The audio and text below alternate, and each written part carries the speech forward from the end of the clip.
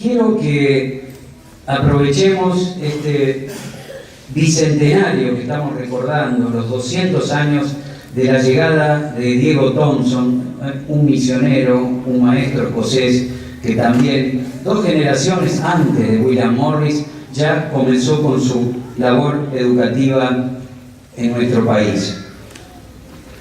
Creo que es importante recordar a quienes nos precedieron y nos legaron un mensaje al que pusieron en movimiento. Es una forma de agradecer y comprender su testimonio que llega hasta nosotros. Diego Thompson es reconocido en la historia de la educación argentina, pero poco difundido en nuestra comunidad evangélica. Esta mañana les quiero hacer conocer algunos aspectos de su vida. Nació en un pueblo cerca del mar, en Escocia, donde su padre era maestro, y tuvo contacto con viajeros de ultramar que iban y venían desde América e impulsaron en él el deseo de conocer otras tierras. Muchos de ustedes en esta mañana seguramente estarán imaginando, algunos con incertidumbre, cómo será el futuro que les espera en su vida.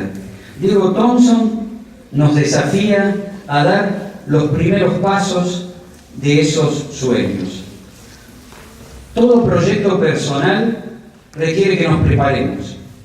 Thompson estudió medicina por 3 años sin poder concluir, aunque lo hiciera años más tarde.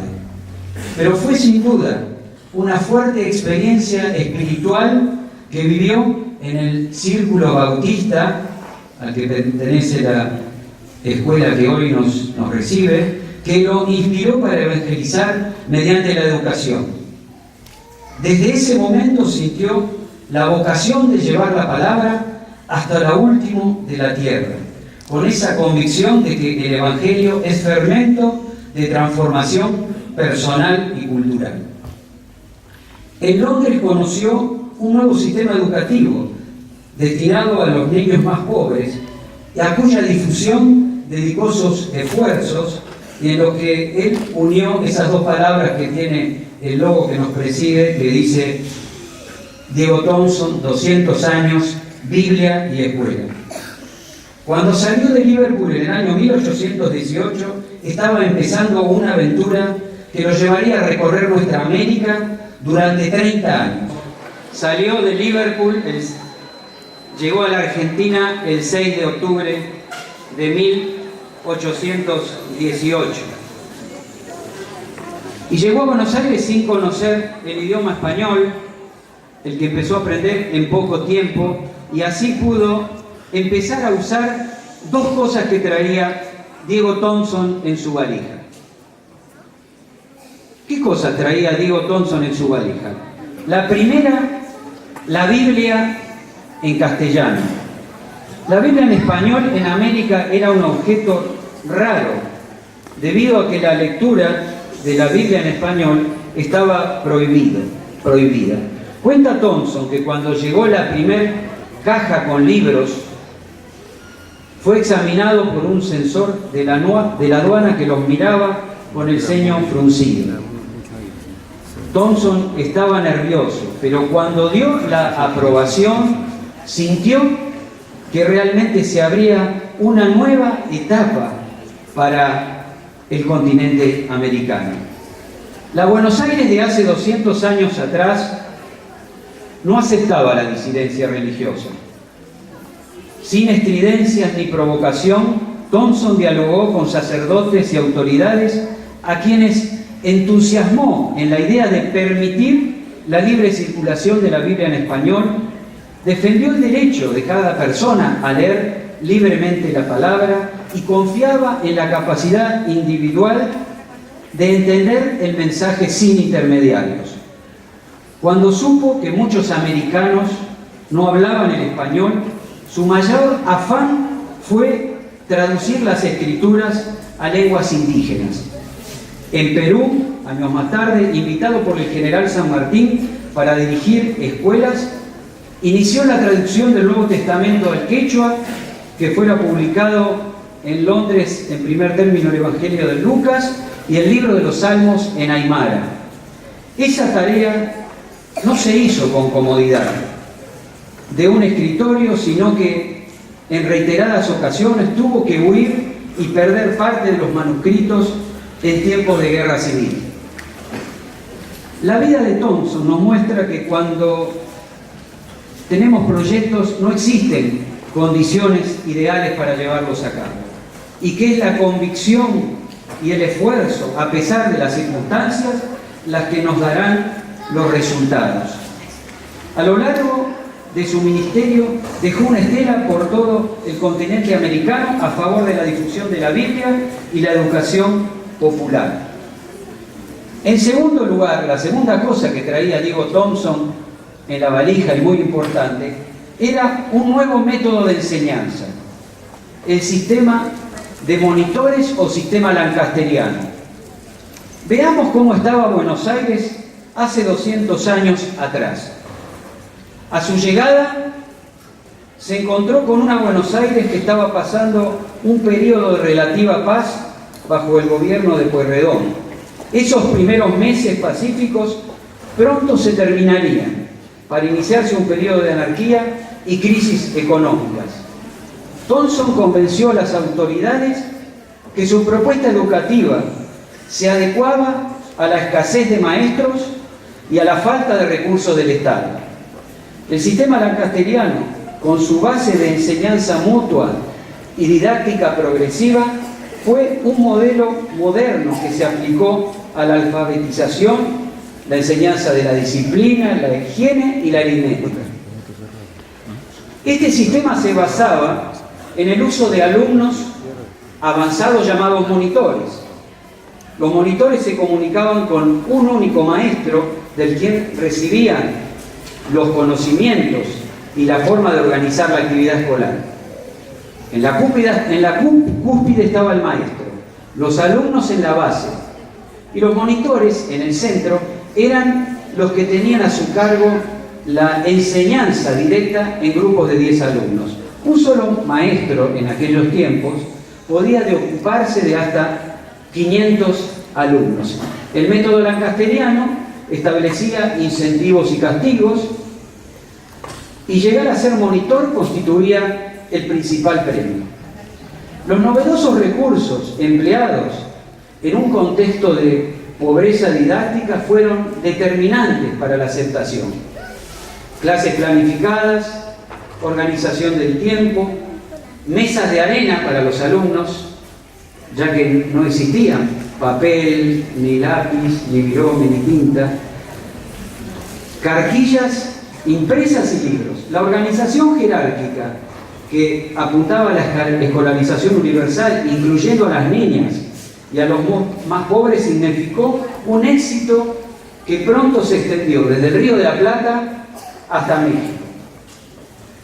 El discurso de Thompson en la promoción del valor de la libertad e igualdad tuvo impacto inmediato en las autoridades. Las expectativas eran tan elevadas que no preocupaban los contenidos bíblicos que Thompson usaba. El mismo Thompson se sorprendió cuando el Cabildo de Buenos Aires, el 1 de septiembre de 1819, lo nombró director general de escuelas de Buenos Aires con la promesa del sueldo pagado por el Estado.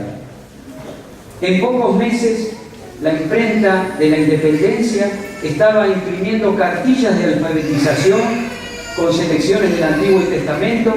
Estos fueron los primeros fragmentos de la Biblia impresos en la Argentina y que llegaron a todas las escuelas de Buenos Aires. Thompson tuvo un don para relacionarse con todas las personas interesadas en la educación y el cuidado de los niños, entre ellos Saturnino Segurola, director de la Escuela de Buenos Aires y del Hogar de Niños Huérfanos. Organizó cursos de capacitación al que asistían del interior y hasta de la lejana Carmen de Patagones, donde se abrió una escuela lancasteriana en el punto más austral del país de aquellos tiempos. El 29 de mayo de 1821, el Cabildo le otorgó la ciudadanía argentina como forma de aprecio a su persona. Su espíritu inquieto lo llevó a Chile, donde O'Higgins le otorgó el mismo reconocimiento. Y un año después fue convocado por el propio general José de San Martín, que estaba en el Perú, para crear una escuela normal en Lima. Por esa razón, el 6 de julio se celebra en el Perú el Día del Maestro, en la memoria de Diego Thompson.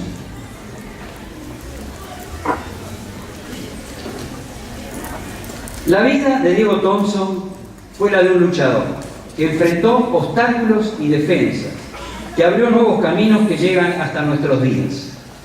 No podemos comprender a Thompson sin entender que fue un apasionado de la lectura de la Biblia, experiencia que quiso compartir con los demás. Se emocionaba cada vez que alguien compraba una Biblia, especialmente si era pobre, y en una carta relata entusiasmado que un Nuevo Testamento había llegado a las tolderías de un cacique en la Patagonia y que los niños estaban aprendiendo a leer con él. Con Thompson compartimos esa pasión por educar, por enseñar a leer, por abrir las puertas al conocimiento para construir con libertad un proyecto de vida. A los alumnos que están hoy aquí les quiero decir que Thompson se encontró con muchas dificultades en el camino, pero su vocación le dio fuerzas en medio de sufrimientos. Fracasó muchas veces, pero se levantó y volvió a empezar. Para ir finalizando, quiero que recordemos 3 desafíos a los que Thompson se enfrentó. El primero, la Biblia no estaba en español, solo estaba en latín, que la mayoría del pueblo no podía entender. Por eso difundió la Biblia y Nuevos Testamentos a precios muy accesibles con la ayuda de la sociedad bíblica. Segundo, no había suficientes maestros ni escuelas para establecer una educación popular que llegara a todos los niños y niñas, incluyendo a niños de poblaciones indígenas y a los esclavos de raza negra. Para ello propuso el sistema lancasteriano y creó recursos didácticos impresos, los primeros antecedentes de nuestros actuales manuales escolares. Tercero, por último, y no menos importante, la falta de libertad. En el país persistían instituciones que limitaban la libertad y que venían de los tiempos coloniales. En una carta, Thompson recuerda a José María del Carril, quien estableció en la provincia de San Juan el primer antecedente constitucional de la libertad religiosa en la Argentina. Thompson predicó con valentía la importancia de la libertad de pensamiento, de conciencia y de religión. Junto con otros hermanos como Pablo Besón, sumaron sus logros para conseguir leyes que otorgan a los ciudadanos amplias libertades civiles. Hoy, en nuestro país, tenemos condiciones amplias para ejercer la libertad. Y la libertad es un bien que hay que ejercer, cuidar y defender si es necesario. En las últimas semanas se han presentado propuestas de cambios en la Ley de Educación Sexual Integral y el CESE se ha expresado públicamente sobre el tema. Solo algunos aspectos. Es falso que las escuelas evangélicas se opongan a la educación sexual. Entendemos a la sexualidad como un don positivo, un regalo de Dios. No creemos que sea una realidad opuesta a lo espiritual ni que haya que combatirla. Partiendo de la Biblia, las escuelas representadas por el CESE definen, cada una desde su cosmovisión cristiana, la forma de aplicación. Rechazamos los argumentos esgrimidos en el Parlamento de que la causa principal de esta problemática sea la ESI. Las escuelas acompañamos a nuestros alumnos y familias respetando los derechos que tienen los padres como agentes de sus hijos de velar sobre la educación. tenemos el compromiso de continuar nuestros esfuerzos en la materia.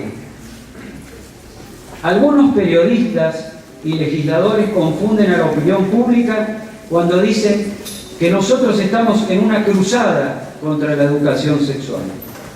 Los invitamos a enterarse que cumplimos con los objetivos de la ley de manera satisfactoria en nuestras escuelas.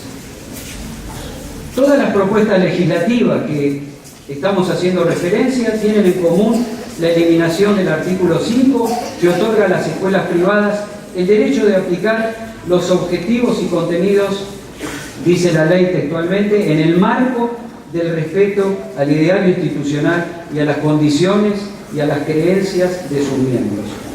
Rechazamos las propuestas que buscan recortar derechos de escuelas y familias y apoyamos la declaración que hiciera pública Cordier sobre este tema. Para finalizar, en el bicentenario de Diego Thompson, celebramos la vida de un siervo consagrado a la difusión de la palabra por todo el continente. Damos gracias al Señor por su vida y la de tantos hermanos que en el pasado abrieron el camino para levantar escuelas como el Sidney Sowell en el que hoy nos recibe. Nos enseña que la libertad es el camino para el crecimiento personal y el progreso como sociedad, y que si sembramos falta de libertad, cosecharemos ignorancia. La vida de Diego Thompson nos fortalece en la tarea de enseñar, inspirados en las palabras de nuestro Maestro. Dejen a los niños que vengan a mí y no se lo impidan, porque de ellos es el reino de los cielos. Feliz día de las escuelas evangélicas y muchas gracias.